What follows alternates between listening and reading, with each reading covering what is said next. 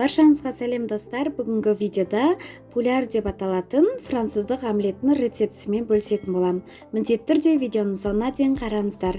Ең алдымен бізге керекті заттар жұмыртқа және де сүт, тұз қажет болады. Жұмыртқаның ағы мен сарысын бөліп аламыз. Сарысын үстіне сүт қосып араластырамыз. Және де үстіне кішкене шым-шым тұз салып, тағы да жақсылап араластырып, бұны қойып қоятын боламыз.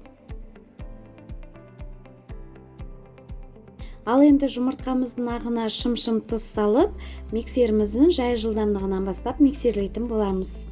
Әппақ көбік болғанша және де өзінің формасын жақсы ұстағанша ақпайтын дәрежеге жеткенше миксерлейтін боламыз.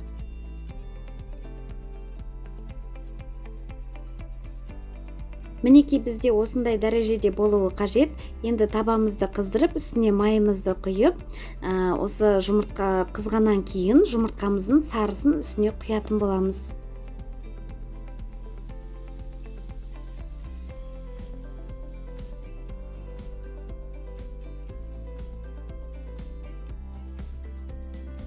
Енді оның артынша жұмыртқамыздың ағын үстіне салып, жақсылап жайып шығатын боламыз. Бір керкі бір тегіс етіп жайып, бетіндегі қақпағын жауып жақсылап пісіріп алатын боламыз. Піскеннен кейін біздің жұмыртқаның ағы мен сарысы бір-біріне бірігетін болады.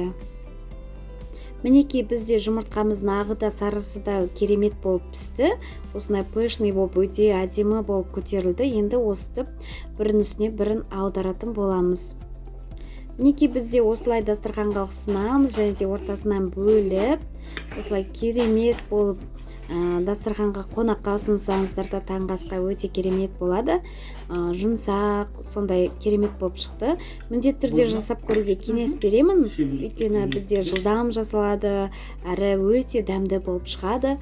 Видеоның соңына дейін қараған болсаңыздар, лайк басып, комментарий жазып, арнаға тіркелуді ұмытпаңыздар.